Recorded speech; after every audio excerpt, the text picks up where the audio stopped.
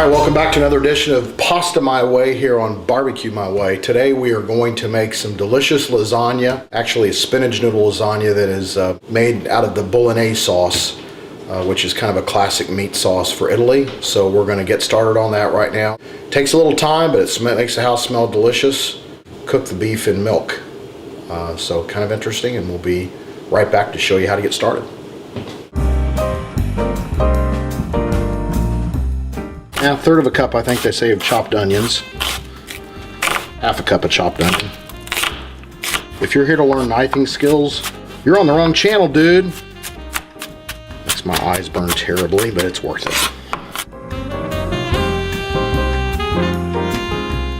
But it will have a rustic look. Chopped, and we'll move those off into a bowl.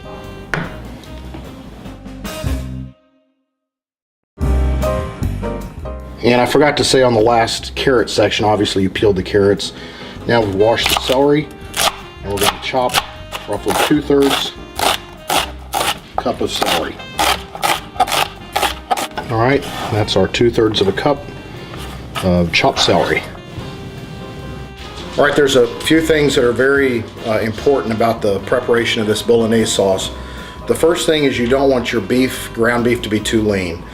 In fact, ours is pretty well marbled. I think ours is 80-20, which may still be a little too lean for this dish, but I think we'll do fine with it.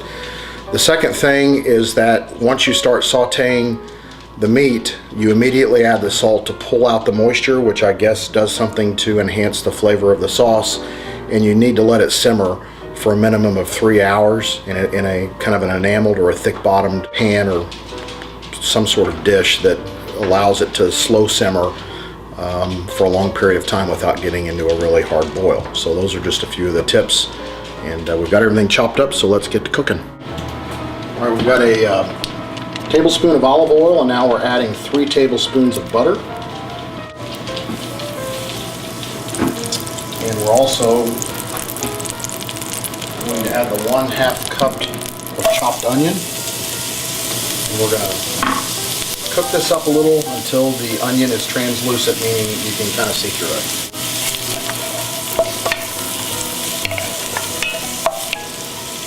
Alright, we're translucent. It's been about 3-4 minutes over medium heat.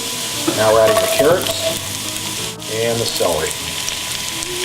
We're going to cook that for 2 or 3 minutes, and then we're going to add the beef.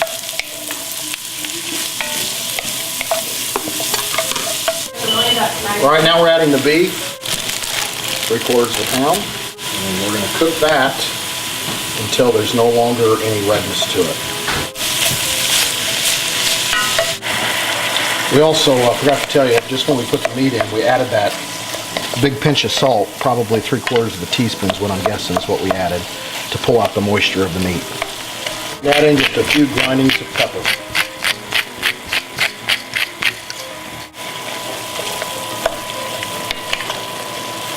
Alright, now it's time to add the full cup of whole milk. And we're going to let this cook until the milk is totally evaporated. Milk is pretty much cooked away. All that's remaining is really the fat. Now we're going to do about 1/8 of a teaspoon of fresh ground nutmeg.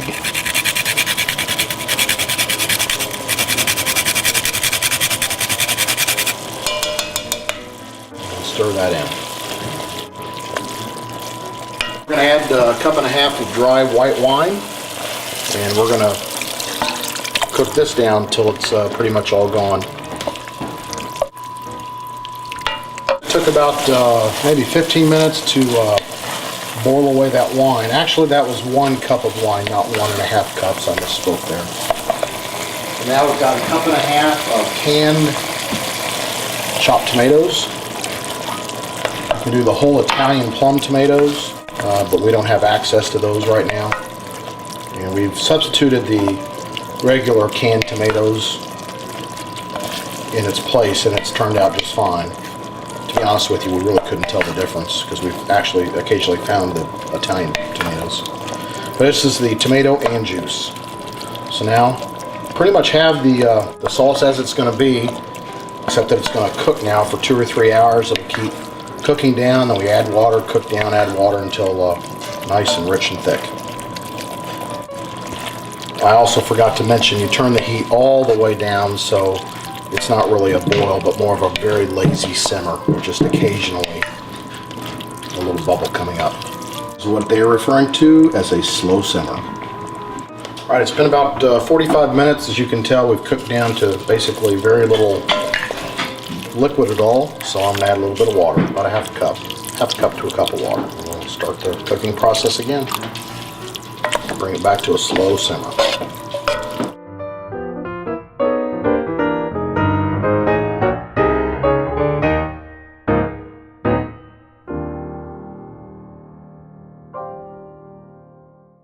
Green pasta for the lasagna, for the spinach lasagna. We're going to chop up some cooked spinach, roughly 4 ounces. And we're going to make the pasta. We've got roughly 1.5 cups to 1.75 cups of unbleached white flour. And we're adding 2 large eggs into a well that's been created in the middle.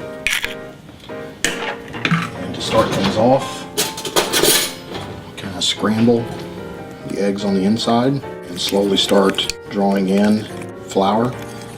And this is a yellow noodle recipe, so it's a little, in my opinion, a little wetter than a normal pasta recipe. So I know we're going to use all the flour, particularly when we add in all the spinach, which we'll knead through, and that's going to give the pasta the green color for our baked, in this case, for our baked spinach lasagna.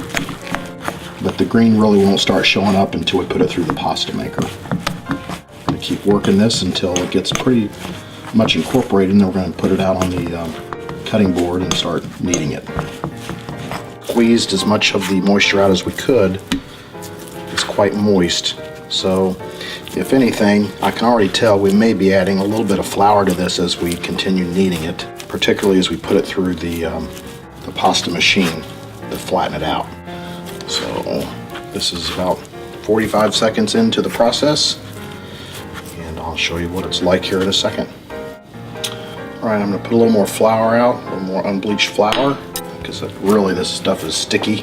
And it's really from the spinach more than anything else. We tried to squeeze as much of the fluids out as we could, but as long as you just add a little bit more flour, you want it to be really smooth to the touch and not sticky when you stick your finger into it. So we're not that far off here at all, and we'll be right back here to show you when it's perfectly ready as pasta.